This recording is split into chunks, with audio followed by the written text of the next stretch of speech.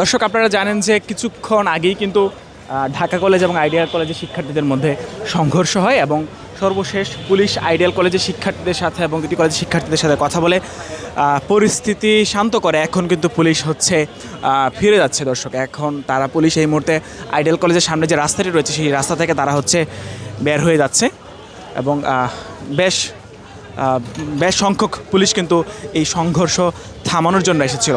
দর্শক, এই মুহূর্তে আপনাদেরকে দেখানোর চেষ্টা করছি। এই মুহূর্তে আমরা আছি আইডিয়াল কলেজের সামনের যে রাস্তাটি রয়েছে সেই রাস্তায়। সেখান থেকে পুলিশ কিন্তু তাদের পরিস্থিতি একটু শান্ত করে কিন্তু এখন পুলিশ চলে যাচ্ছে।